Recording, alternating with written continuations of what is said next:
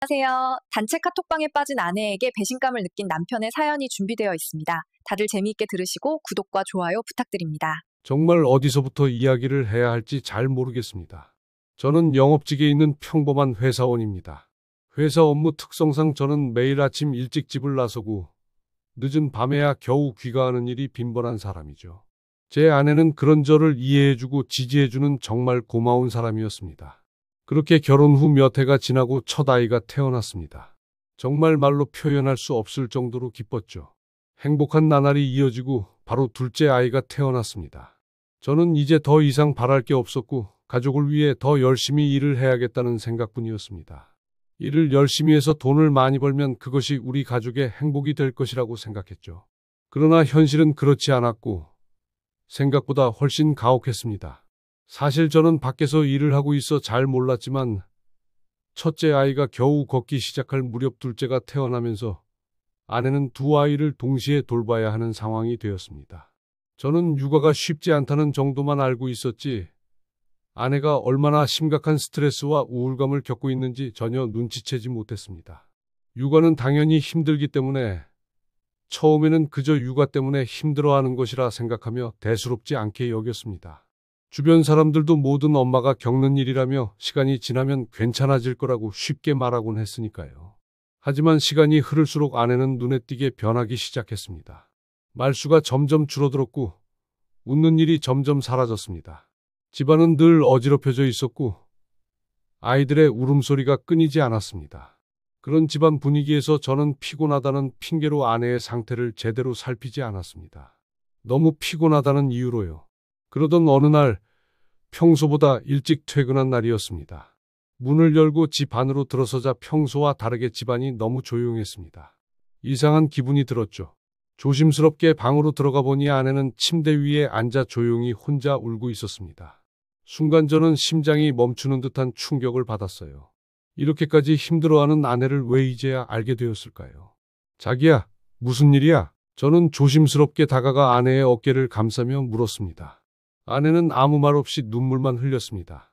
말없이 우는 아내를 바라보며 제 안에서 깊은 죄책감과 후회가 밀려왔습니다. 왜 진작 아내의 고통을 알아채지 못했는지, 왜 그렇게 무심했는지 자책이 꼬리에 꼬리를 물었습니다. 다음 날부터 저는 최대한 아내를 도와주기로 결심했어요. 회사 일을 마치고 집으로 돌아오면 아이들과 놀아주고 설거지와 청소 등 집안일도 열심히 도왔습니다. 처음에는 회사 일과 병행하는 것이 결코 쉽지는 않더군요. 제 몸 역시 지쳐갔지만 아내가 조금이라도 웃음을 되찾는 모습을 보는 것만으로도 힘을 낼 수 있었습니다. 하지만 저희 이런 노력에도 불구하고 아내의 우울감은 쉽게 사라지지 않았습니다. 오히려 점점 더 깊어지는 느낌마저 들었죠. 도대체 어떤 것이 문제일까 고민을 하던 어느 날 집에 돌아왔을 때 아내는 소파에 힘없이 앉아 텅 빈 눈으로 벽을 응시하고 있었습니다. 아이들은 방에서 울고 있었고 집안은 더욱 엉망진창이 되어 있는 모습을 보며 저는 이제 두려움이 느껴지기 시작했어요. 자기야, 괜찮아? 정말 무슨 일이야? 왜 그래? 나한테 얘기해봐. 저는 절박한 마음으로 아내의 손을 잡았습니다. 아내는 힘없이 고개를 들더니 작은 목소리로 중얼거렸습니다. 난 그냥 너무 지쳤어요. 그 말을 듣는 순간 제 가슴이 다시 한번 무너지는 듯했습니다. 저는 이대로 가다가는 정말 큰일이 나겠다는 위기감을 느꼈습니다. 그날 아내의 눈은 정말 텅 비어 있었거든요. 이제는 뭐라도 해야겠다는 생각이 들었습니다. 일에 집중할 때가 아니었죠.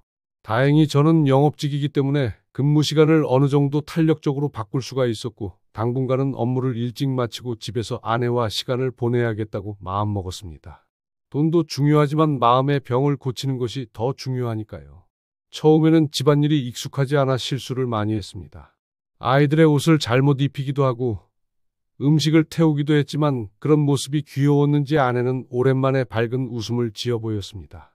멍 때리는 일도 점점 줄어들고 집안이 어질러져 있는 일도 줄어들었죠. 희망이 보이기 시작했습니다. 저는 아내에게 조금이나마 숨통이 트이는 시간을 마련해주고 싶었습니다. 그래서 아내에게 독서 모임이나 운동 등 취미 생활을 권유했습니다. 좋아하는 일을 한다면 육아에 지친 마음이 조금은 치유되지 않을까 하는 마음이었습니다. 아내는 처음에는 아이들 때문에 망설였지만 결국 독서 모임에 가입하여 매주 한 번씩 모임에 참석하기 시작했습니다.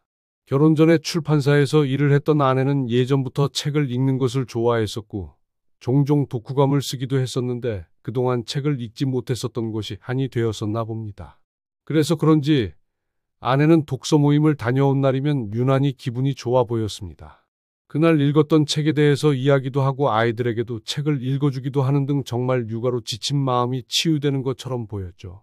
제 몸은 힘들었지만 점점 밝아지는 아내의 모습에 저는 뿌듯했습니다. 하지만 아내의 변화가 단순히 독서 모임 때문이라고 생각한 저희 생각은 모두 착각이었고 그 뒤에 숨겨진 진짜 이유가 있었습니다. 그로부터 며칠 후 진실은 생각보다 훨씬 더 허망하게 제 눈앞에 나타났습니다.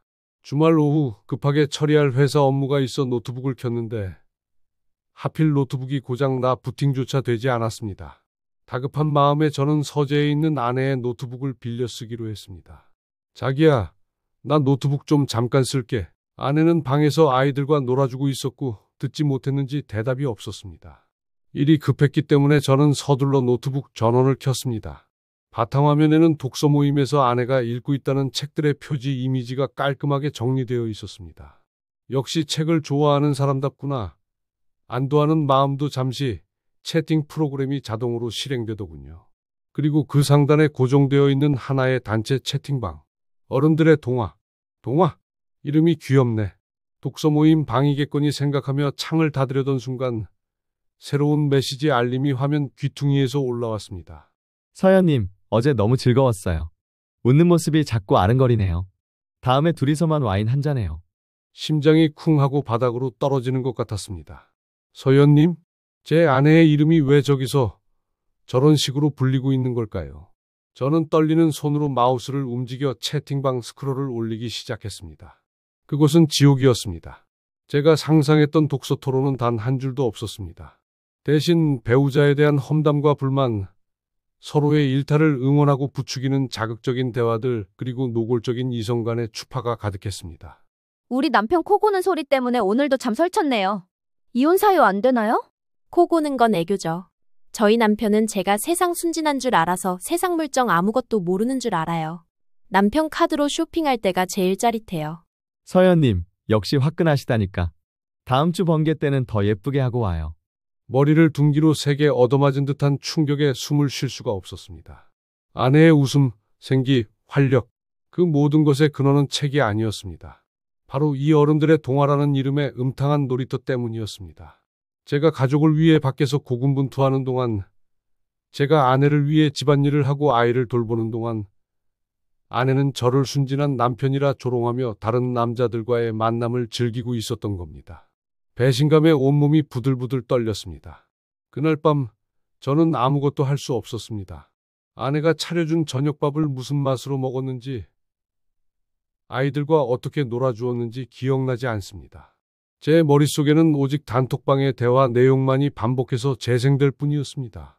그리고 며칠 뒤 아내가 또다시 번개에 간다고 예쁜 원피스를 차려입고 나섰습니다. 아무리 봐도 도저히 독서 모임에 가는 복장은 아니었죠. 일단은 증거가 없으니 보내줄 수밖에 없었고 저는 아내가 돌아올 시간만을 기다렸습니다. 자정이 넘어 현관문이 열리는 소리가 들리고 기분 좋게 취기가 오른 아내가 들어왔습니다. 저는 그때까지 거실 소파에 앉아 아내를 기다리고 있었습니다. 제 앞에 있는 테이블 위에는 아내의 노트북이, 화면에는 문제의 단톡방이 활짝 열려 있었죠. 아직 안 잤어? 아내는 제 표정을 보고 무언가 잘못되었음을 직감한 듯했습니다. 모임, 재밌었어? 저는 감정을 최대한 억누르며 물었습니다. 응. 그냥 책 이야기도 하고. 아내의 목소리가 불안하게 떨렸습니다. 저는 더 이상 참지 못하고 테이블 위에 노트북을 아내 쪽으로 돌렸습니다. 이게 당신이 말하는 책 이야기야?